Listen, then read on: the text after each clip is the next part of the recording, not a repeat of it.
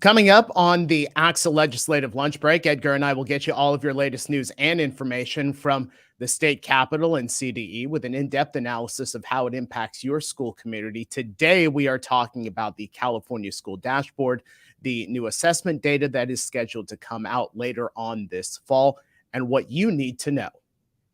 The ACSA Legislative Lunch Break starts now.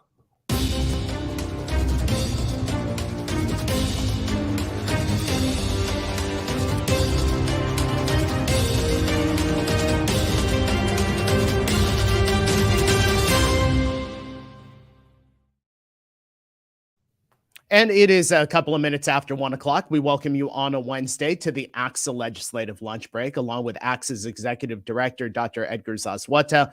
I'm Naj Alikhan, ACSA's Senior Director of Marketing and Communications. Welcome. We're honored to have you here with us. Go ahead and jump onto the chat and say hello. Let us know where you're watching from today. Edgar, how are you? Good, Naj. I saw you peeking. I saw where your eyes went there. I know you have a Post-it there to keep yourself on track. It's all right. I'm just calling you out. So that way, if I look left, I can see one note, and if I look right, I can see the other. I'm doing well. I'm happy to be. I know we've had a couple weeks for one reason or another where we haven't been able to jump on here, and it's always a good sign when people miss it, right? You know, like I know we both got, hey, what's going on? Are you guys? I think we were at a place on Wednesday, and people thought, hey, we were supposed to be on here. Yeah, in 15 minutes. It's humbling there when people remember. So no, I'm looking forward to the conversation today. Important topic. Our great member and loyal viewer, Heather Armelino, said that to me last week. Shouldn't you be on the air, or you're coming up in a couple of minutes? Want to say hello to Sharon Brown first on the chat today. Neri Pais, Ellen Wheeler. I see Mark Campbell on there, and I've just looked at the rest of his comment there. Yes, I am going to see our good friends up in Region 7 tomorrow, including Mark. Very excited to be able to go on my first region trip since this pandemic hit. So looking forward to seeing everybody. I didn't go. You didn't invite me, Naj. What's going on? No, look, they only asked me. I guess that's all right. No, they only asked me to come. You just have to stay here in the office and get your stuff done. I appreciate that. Yourself. I know Yvonne on our team, but Margarita's been making the rounds. Yep. So I love that our members are asking, and we're trying to get our folks out there as much as we can. So exactly right. Hey, we mentioned that we've got members of California Department of Education on coming up to talk about the assessment data. I want to just give you some news headlines. And first, let me just kind of take you around the state, because Edgar and I have been at two conferences over the last week. Why we weren't able to come on the show, do a show for you last Wednesday. So let's go ahead and take you around. We were at the Women in School Leadership Forum in San Diego last week. That is Candace Singh, the superintendent from Fallbrook Union School District. She is the recipient of this year's Exemplary Woman in Education Award. This was an incredible conference, the first time in a couple of years that we've had this conference. Edgar, I'll have you comment in just a second, but the energy inside of that conference, just people were so happy to see each other. It was a great event, and kudos to the committee who put that together. And then you and I also were here in Sacramento, obviously, this week. This conference just wrapping up. The 2022 ACSA Personnel Academy took place here in Sacramento. Again, just wrapping that up today. That's you and Yvonne up on the stage doing a legislative update. And then this is Denise Regani, our Ray Curry Award winner. The honor goes for excellence in school personnel and human relations. Denise is from Liberty Union High School District. Edgar, was completely sold out. You could not find any space to move in there. Great content. Again, kudos to that committee as well. Edgar, you and I were at both events. Just great to see all of the members together, but this was such valuable professional development and empowerment all taking place in the last week.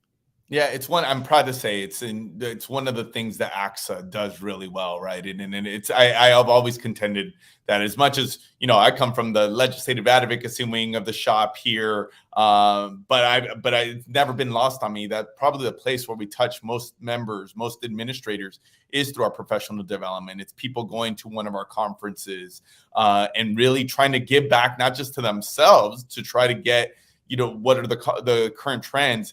But what I'm always so astonished by is them giving back to the organization and taking a lot of those lessons from those conferences and taking it back to their community. But like you said, 2 great events.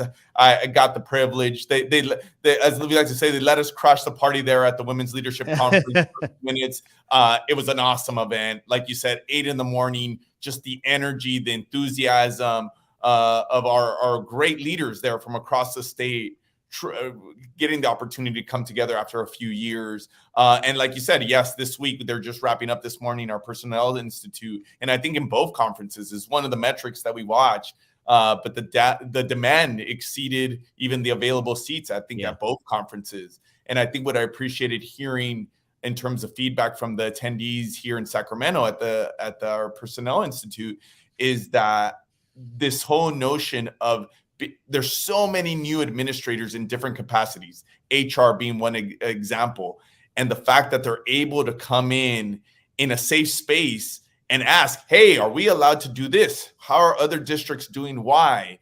And really coming with very pragmatic, tangible tools and resources. It sounded like both events, overwhelmingly, people really happy with the programs. Yeah, absolutely. And that leads me to, those 2 conferences leads me to, our 2022 ACSA Leadership Summit. That's November 3rd through 5th in San Diego. Going to be another great event. Information on how to register for that, ACSA.org at our homepage or ACSA.org/professional-learning. I'm just telling everybody right now, I have a pile of ACSA Legislative Lunch Break stuff to give out at Leadership Summit. So if you see me at Summit, ask me. I got 200 pieces of something back here. I'll make sure to pass those out. So go ahead and register for that again. I'm always the last to know, Naj. How come I don't have any of this legislative lunch break stuff? Look, it's exclusive. Look, just because you're the boss, Edgar, doesn't mean you start getting everything that the members get. Jeez. I'm excited. I'm excited to see the swag there. Yeah. Hey, a couple of news stories, Edgar, and I want to hit these real quick before we move over to our guests from CDE. The first one about the governor vetoing 2 kindergarten bills. Let me just make sure that I list these correctly. One of them would have made it mandatory for parents to enroll their 5-year-olds in kindergarten, and then school districts to make kindergarten more than 4 hours long. The governor vetoed these bills, citing increased costs of hundreds of millions of dollars in ongoing costs that were not accounted for in the state budget. I would love to get just your feedback on these 2 kindergarten specific bills, because there was one thing that came up in my discussions after the veto came. Educator shortage could be another factor on top of the cost of implementing these 2 bills. The educator shortage, we will struggle to be able to put educators into these classrooms if we had these 2 bills go through. So I'm interested, Edgar, your thoughts. Yeah, I mean, and this is a tough one. I'll be the first to admit, right? And I know that there's been some news coverage on this, because at face value, it's like, okay, why? Why would we not want to have full day kindergarten? Why would in a world where we're creating TK or whatnot, shouldn't we start by making just kindergarten compulsory, right? And as with many of these things, unfortunately, it's the devil's in the details. And I know us at ACSA, especially the full day kindergarten bill, it goes without saying, we completely agree with the intent there.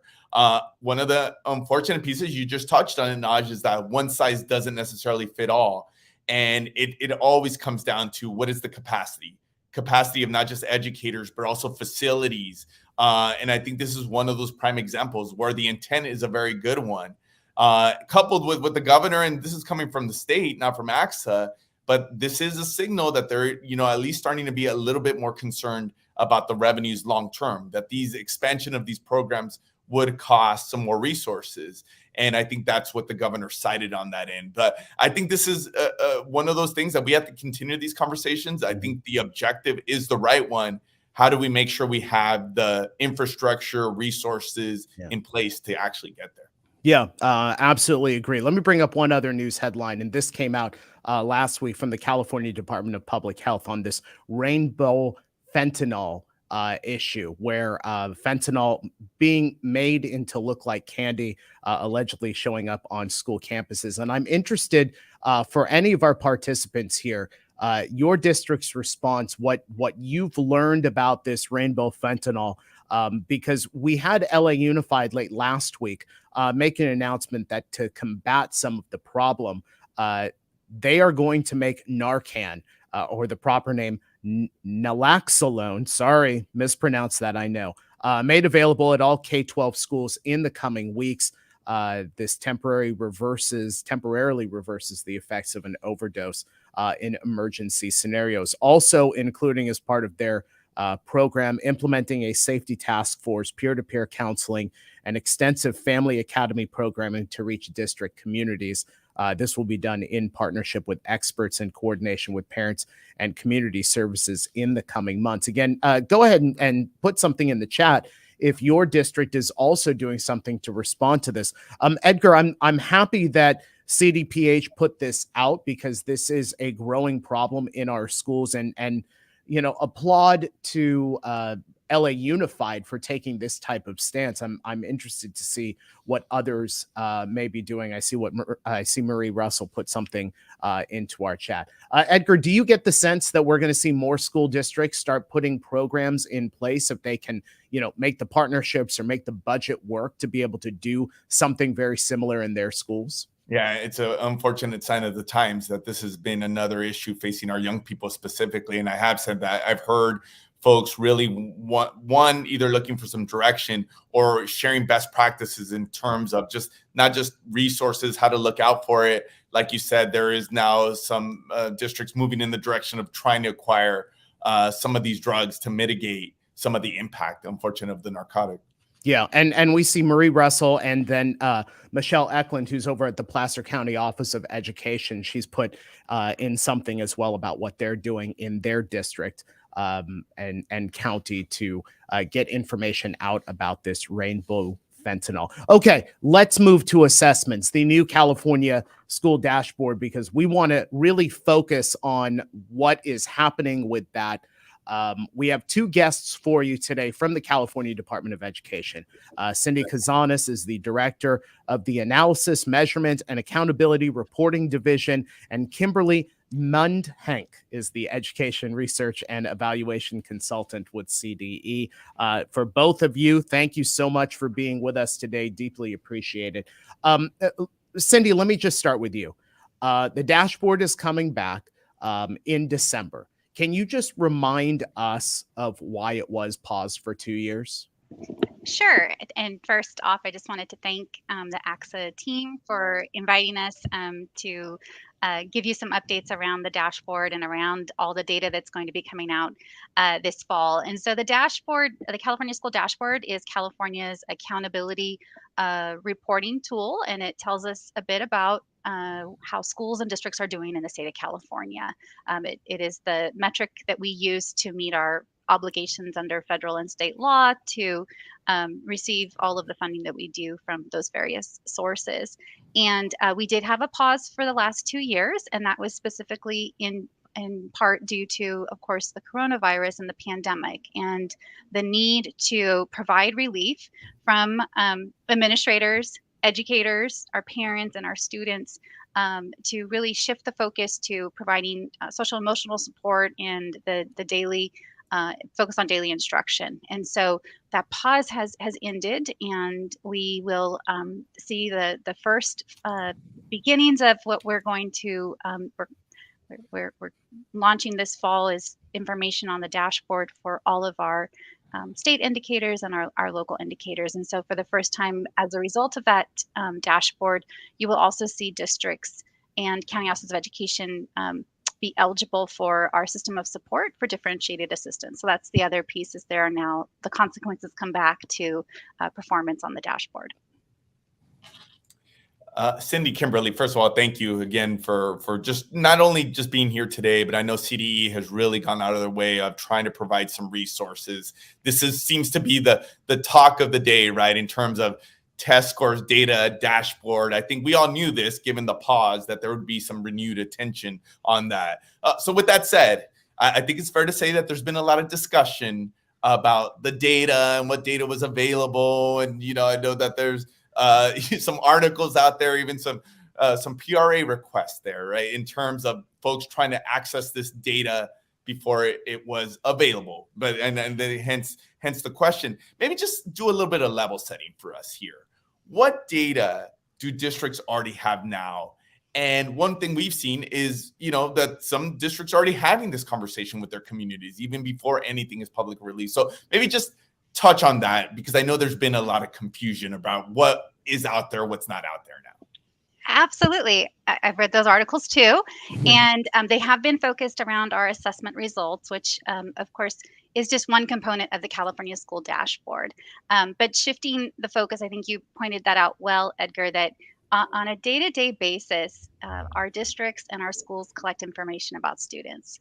On an annual basis, the state then collects that information from districts. And so information about who attended school, who was disciplined, who is making progress on learning the English language. The state is always a year in a lag, and that is what you're going to see on the dashboard later on this year, is reporting out of those multiple measures. The attention that has been with several news articles and the Public Record Act requests that you discussed is around our assessment data.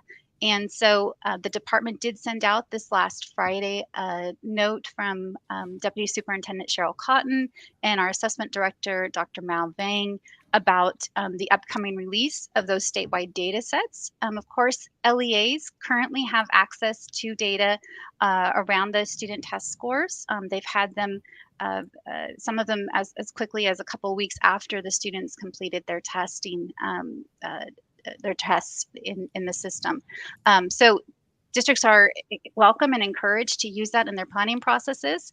But as far as the statewide results, we will see that release in October. I want to remind you folks, if you have questions for Cindy or Kimberly related to this dashboard data, to the assessments, go ahead and put those into the chat and we'll make sure we tackle those at the end. Kimberly, let me ask you, and then Cindy, if you want to, if you have anything to add. The attention tends to be on the assessments, maybe disproportionately on the assessments. But there's also multiple measures here in this accountability system. As the data has come, as you've been able to see the numbers, are there any trends that you might be able to share about this data? Well, thank you so much for pointing out again, kind of this, as we're still shifting, the dashboard is still relatively new. We only had 3 dashboards prior to, COVID coming around and, starting in 2017. And the multiple measures other than just assessments, right, are what give the dashboard its well-rounded look for, what school student performance looks like and district performance. We just finished that annual collection that Cindy mentioned from CalPADS just 2 weeks ago. So that data is fresh in our databases, and it hasn't been extracted yet for us to go through and look at patterns. But what's important to know is that, as Cindy pointed out, this is all data that districts and schools have been looking at and have been gathering over the past school year. So, we've had conversations with, folks talking about what they know the data is going to show and what's popping up. I think, we look at graduation rates.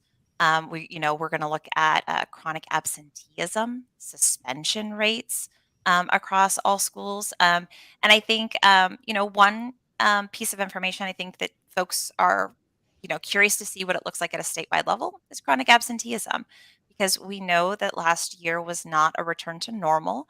And we know that, there was, schools and districts and students were impacted by, COVID quarantines throughout the school year, from the very beginning to the very end, and how that affected attendance patterns across the state.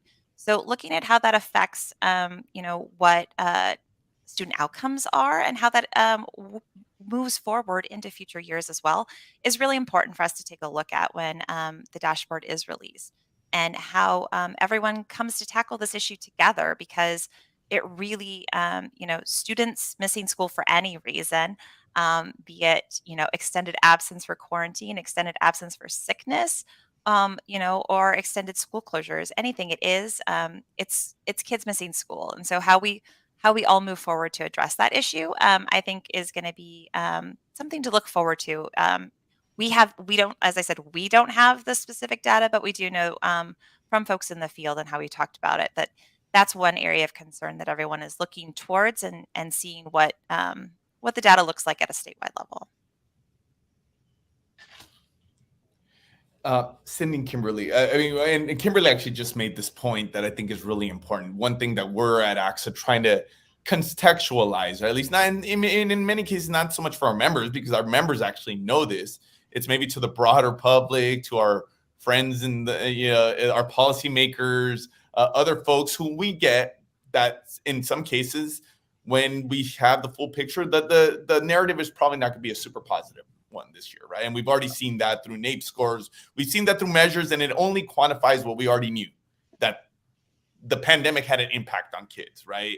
And if anything, that this is a baseline that I think where we have to put into context, like Kimberly said, like when were we assessing kids? And let's remember what the last school year looked like on top of those other years. With all that said, I think one of the things that our members feel passionate about, like, look, we also have to use this as a gauge of, we have some work to do, and let's utilize some of the investments. Let's utilize some of the resources we have to really target that support for students. So with all that said, what have you seen as some best practices that districts, LEAs should consider in unpacking some of this data, in terms of disaggregation, focusing on grade level, given that there's, this is not always as easy, especially with the intent of the dashboard, that there's a number of variables here. It's not just about like our old system about API. What, any suggestions or direction from the state on that piece? I think we've seen some really great work that districts have taken in, as far as utilizing the dashboard as that first stop, right? The first general signal as to what performance looks like among student groups. It's a really quick, easy way to for parents and for for the community to engage in that conversation as well, and see what's working well, who's it working well for, and what's not working so well, and which communities and student groups are affected by that. So that's a great place to start the conversation and to engage consensus around, there's something going on here, especially in comparison to state trends. And now then digging in further to unpacking their data. And, CDE's website, we have Data Quest, which allows for most of our measures, a deeper dive into very specific information, disaggregating the data in unique ways across, separating out district information, grade level information, really digging deep there. And then also helping districts dive into their own data in a specific way, and asking their own student information systems, right, to speak back and target information as we move through this next school year, right? The dashboard isn't released until December, so we're already halfway through a school year. So it helps target and pinpoint and jump into what needs to be assessed right then, as far as patterns from the previous year, and moving things forward. So we've just seen great work start with the dashboard as your flashlight, and that everybody can jump around, and you don't have to essentially, the dashboard provides with our status levels this year and colors in future years, the impact of what's going on, and it gives you that signal straight up, and then you don't have to argue about it and just move forward into digging into your own data. And luckily CDE has those resources, and local districts do as well. I just want to remind you, pardon me, if you have questions for Cindy or Kimberly, go ahead and put those into the chat. We do have one that came in from Scott Figgins, and I'll have either one of you jump in on this. Scott asks, will there be any other data sets released prior to the dashboard, which Kimberly, you mentioned again in December is when that dashboard data comes out. Will there be any other data sets besides the October release of the CASP and LPAC results? I can take that question. So we are actually catching up on some work that is unrelated to the dashboard at this point. And one of those data sets that we will see hopefully in October is our college going rate report.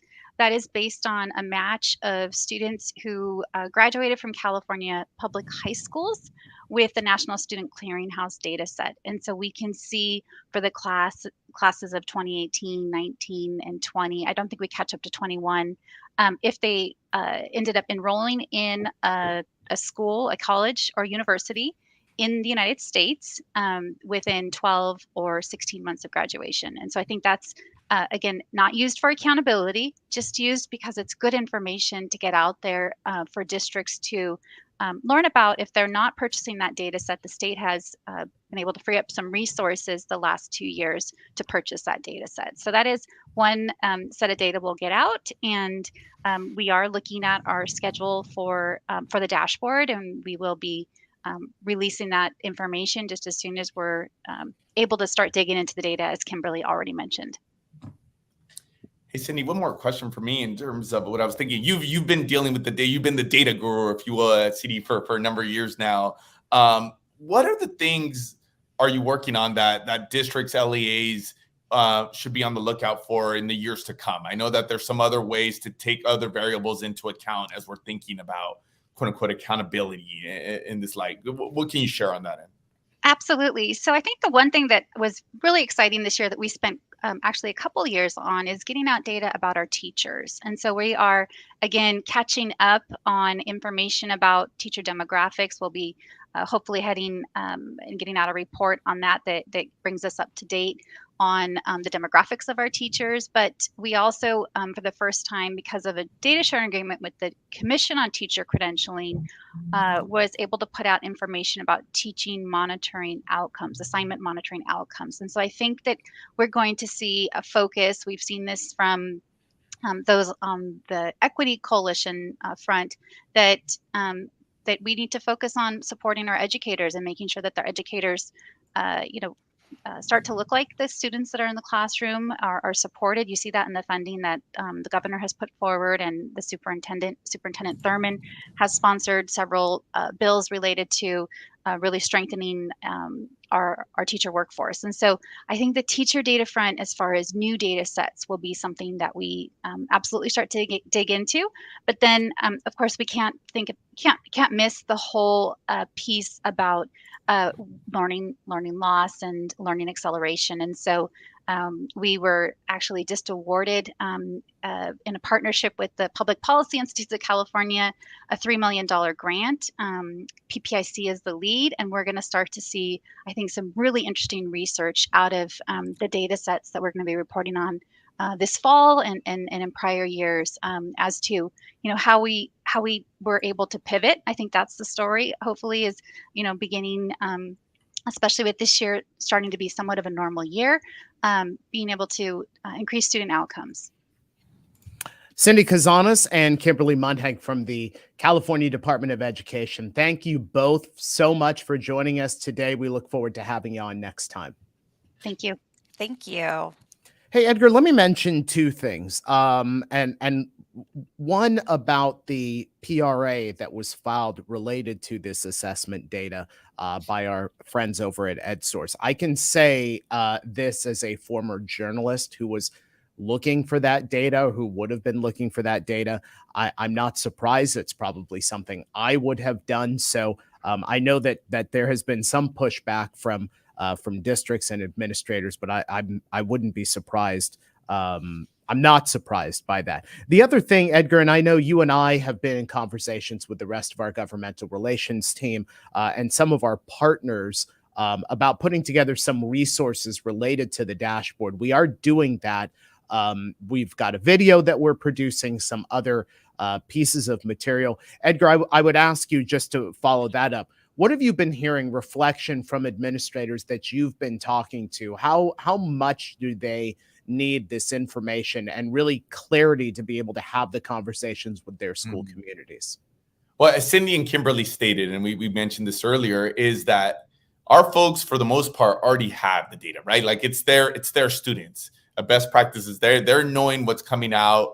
Like I said, in some cases, shortly after those tests. So the assessment pieces, and whether it be some of the other variables in terms of how attendance and some of the other pieces came out. So our folks are in the best position to know that story.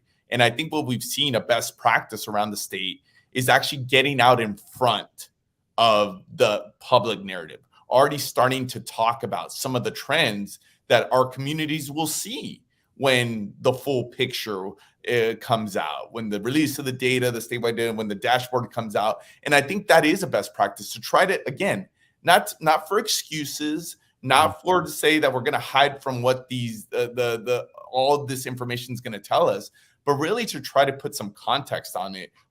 One, to remind folks where we've been when we were assessing kids, but more importantly, what's now? What's next? Where do we go from here? What is the strategy? And I think our districts are in the best position, our members are in the best position to tell that local story, both at the district level, but also at the school level, about what each individual community is dealing with.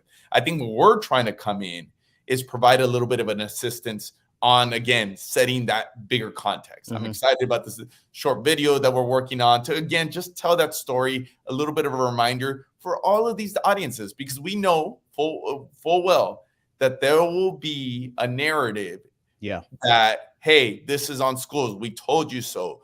Schools are letting our kids down, where it's obviously a much more complicated narrative than just that. I think us trying to give a little bit of a support to, like, let's remember that this is a data point, and while we need to be accountable to this, let's start thinking about this as the new baseline, and where do we go from here? I think that's where ACSA is going to try to come in and provide a little support on telling that story. Yeah, absolutely. And we put it in the chat for you.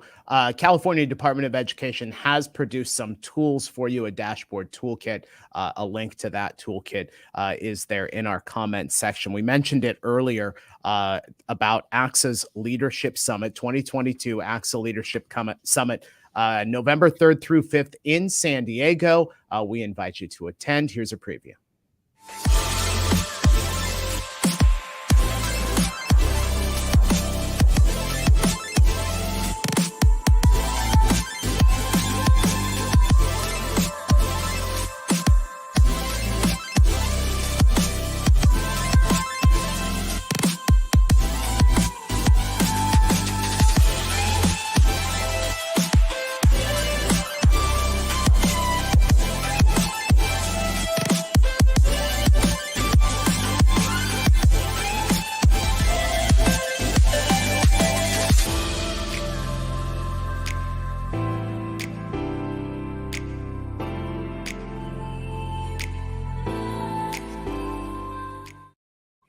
Yes, ACSA Leadership Summit, November 3rd through 5th in San Diego. You can register and get more information. Go to ACSA.org. It's right there on the homepage. I want to tell you about two other things that we're doing here at ACSA for you. Our ACSA Resource Hub has thousands of pieces of material on there to support your professional development and what's happening in your district. Best practices, fact sheets, all kinds of information. And it's updated regularly. And you can get updates on what is new on the Resource Hub by signing up to our monthly Resource Hub Digest, content.axa.org/subscribe. And of course, if you have good news or anything happening in your school district, we invite you to send in that information and photos for publication in EdCal. Our EdCal editor, Michelle Carl, you can reach her, mcarl@axa.org. Edgar, a lot of good information as we cross the bottom of the hour here. We'll see you next week. It's always good to be back in the chair here, Naj. So we'll look forward to getting at it again next week. That's right. Thank you, folks, so much for joining us here on the ACSA Legislative Lunch Break. Remember, we're on live and interactive 1 p.m. on Wednesdays on ACSA Facebook and ACSA YouTube. Have a great rest of the day and great rest of the week. And we'll see you next time.